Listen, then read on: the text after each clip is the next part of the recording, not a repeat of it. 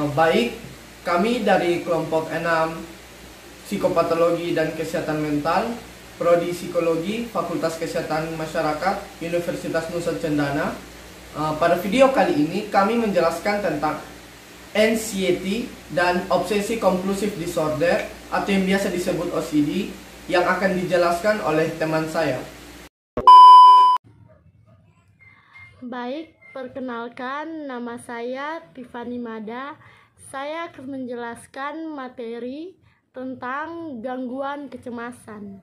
Istilah kecemasan dalam bahasa Inggris yaitu anxiety, yang berasal dari bahasa Latin Augustus, yang memiliki arti kaku dan anggo.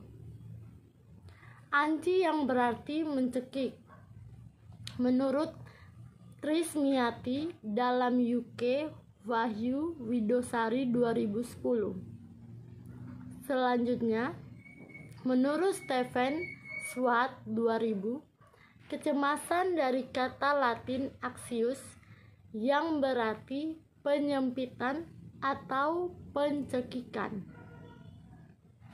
Kecemasan merupakan keadaan emosional negatif yang ditandai dengan adanya firasat dan somatik ketegangan, seperti hati berdetak kencang, berkeringat, kesulitan bernafas.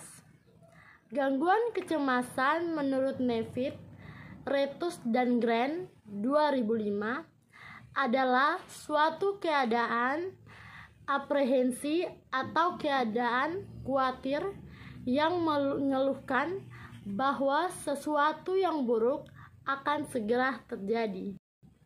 Ada juga aspek-aspek kecemasan menurut David Sue 2010.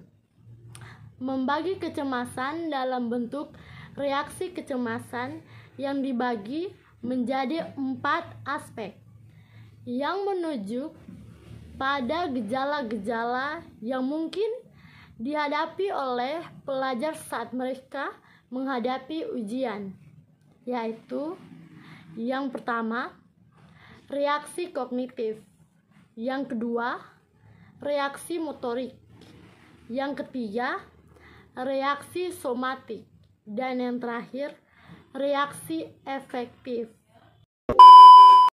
Baik, terima kasih. Perkenalkan, nama saya Maria Gerlandningsi. Saya akan menjelaskan tentang jenis-jenis kecemasan dan ciri-ciri kecemasan. Yang pertama, jenis-jenis kecemasan. Menurut Spielberger menjelaskan kecemasan dalam 2 bentuk, yaitu trait anxiety dan state anxiety.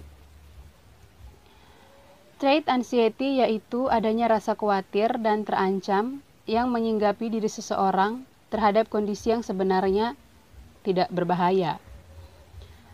State anxiety yaitu kondisi emosional dan keadaan sementara pada diri individu dengan adanya perasaan tegang dan khawatir yang dirasakan secara sadar.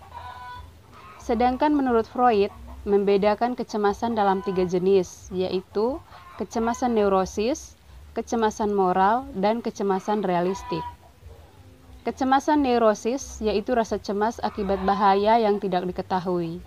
Perasaan itu berada pada ego, tetapi muncul dari dorongan id. Kedua, kecemasan moral. Kecemasan ini berakar dari konflik antara ego dan superego. Kecemasan ini biasanya muncul karena kegagalan bersikap konsisten dengan apa yang mereka yakini benar. Kecemasan realistik yaitu perasaan yang tidak menyenangkan dan tidak spesifik yang mencakup kemungkinan bahaya itu sendiri. Kecemasan ini merupakan rasa takut akan adanya bahaya-bahaya nyata yang berasal dari dunia luar. Berikut ciri-ciri kecemasan. Menurut Jeffrey S. Nevitt, terdapat 3 ciri kecemasan, yaitu yang pertama ciri fisik, ciri behavioral, dan ciri kognitif. Ciri fisik itu misalnya seperti kegelisahan, kegugupan, berkeringat, pingsan, jantung berdebar-debar, dan lain-lain. Sedangkan ciri behavioral Contohnya seperti perilaku menghindar dan perilaku terguncang. Ciri kognitif seperti khawatir tentang sesuatu, perasaan terganggu, merasa terancam, dan susah berkonsentrasi. Sekian dari saya, terima kasih. Baik, perkenalkan, nama saya Marisa Irawati Adang. Saya akan melanjutkan pembahasan mengenai faktor-faktor yang menimbulkan kecemasan. Menurut Blackburn dan Davidson, mereka menjelaskan bahwa faktor-faktor yang menimbulkan kecemasan yaitu seperti pengetahuan yang dimiliki seseorang mengenai situasi yang sedang dirasakannya. Apakah situasi tersebut mengancam atau tidak memberi ancaman bagi dirinya, serta adanya kemampuan diri untuk mengendalikannya. Kemudian ada juga dari Adler dan Rothman. Mereka menyatakan terdapat dua faktor yang dapat menimbulkan kecemasan. Yang pertama, pengalaman negatif pada masa lalu, dan yang kedua, pikiran yang tidak rasional. Yang pertama, pengalaman negatif pada masa lalu. Contohnya, saya pernah mengikuti sebuah tes dan pada tes itu saya gagal. Pada tes berikutnya, saya merasa tidak nyaman dan mulai muncul rasa cemas dalam diri saya karena saya pernah gagal pada tes sebelumnya. Yang kedua, pikiran yang tidak rasional.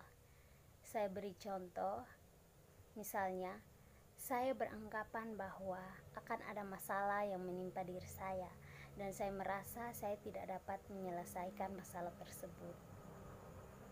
Saya juga akan menjelaskan mengenai tingkat kecemasan. Tingkat kecemasan yang akan saya jelaskan di sini ada 4. Yang pertama, tingkat kecemasan ringan. Yang kedua, tingkat kecemasan sedang. Yang ketiga, tingkat kecemasan berat. Dan yang keempat, tingkat panik. Yang pertama, tingkat kecemasan ringan. Tingkat kecemasan ringan yaitu kecemasan yang normal yang dialami seseorang yang dapat meningkatkan perhatian dan kewaspadaannya. Yang kedua, tingkat kecemasan sedang. Tingkat kecemasan ini yaitu perhatian individu pada lingkungannya mulai berkurang. Yang ketiga, tingkat kecemasan berat. Tingkat ini persepsi individu menjadi sempit. Seseorang cenderung memikirkan hal-hal kecil dan mengabaikan hal-hal yang lainnya. Yang keempat yaitu panik. Kejadian panik, seseorang tidak dapat mengendalikan dirinya atau tidak dapat melakukan apa-apa walaupun sudah diberi saran. Baik, saya Katarina. Saya akan menjelaskan mengenai obsessive compulsive disorder. Pertama-tama mari kita ketahui dulu apa itu obsesif. Jadi obsesif adalah ide, gagasan, atau pendorongan yang bersifat intrusif dan berulang yang sepertinya berada di luar kemampuan seseorang untuk dikendalikan. Obsesif dapat menjadi sangat kuat sehingga mengganggu aktivitas kehidupan sehari-hari dan dapat menimbulkan distres dan juga kecemasan. Sedangkan kompulsif merupakan tingkah laku repetitif dan tindakan mental repetitif. Tingkah laku repetitif seperti kebiasaan mencuci tangan atau memeriksa sesuatu, memeriksa pintu yang sudah dikunci atau digembok.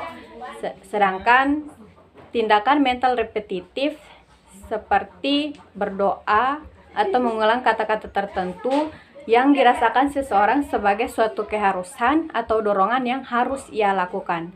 Jadi, obsessive compulsive disorder merupakan gangguan mental yang terjadi pada seseorang di mana orang tersebut harus melakukan suatu tindakan secara berulang-ulang, dan jika tidak dilakukan, maka penderita OCD akan merasa takut atau cemas. Berikutnya saya akan menjelaskan mengenai gejala-gejala obsessive compulsive disorder. Gejala OCD dilihat dari sisi obsesif atau pemikiran, yaitu seperti takut akan kuman atau terkontaminasi dengan hal-hal yang dianggap kotor, memiliki batasan sendiri tentang seks, agama, atau larangan dan lainnya, memiliki pemikiran yang agresif tentang diri sendiri dan juga orang lain. Sedangkan gejala OCD dilihat dari sisi kompulsif atau perilaku seperti mencuci tangan atau membersihkan barang secara berlebihan, berulang kali mengecek sesuatu, misalnya pintu yang sudah dikunci, lampu yang sudah dimatikan, dan lain-lain, dan juga menghitung berulang-ulang. Baik, perkenalkan, nama saya Nur Iksan Bayangkara. Saya akan melanjutkan penjelasan ini. Penyebab OCD. Dahulu OCD merupakan suatu penyakit yang tidak dikenal dan tidak diketahui oleh kebanyakan orang. Penderita hanya menganggap apa yang dialaminya sebagai kecemasan, biasa dan hal yang wajar. Sampai saat ini pun, para dokter dan ilmuwan belum dapat mengetahui dengan pasti tentang penyebab penyakit tersebut. Baik, terakhir kesimpulan. Gangguan kecemasan menurut Nevi, Tretus, dan Grine 2005 adalah suatu keadaan aprehensi atau keadaan khawatir yang mengeluhkan bahwa sesuatu yang buruk akan segera terjadi.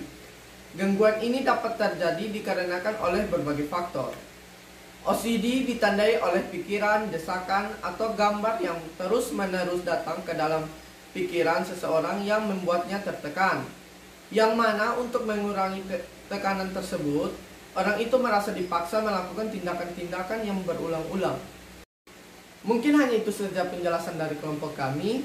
Jika ada kesalahan kata maupun penulisan dan lain sebagainya, mohon dimaafkan. Apabila ada masukan ataupun tambahan, boleh komentar di kolom komentar di bawah ini. Sekian, terima kasih.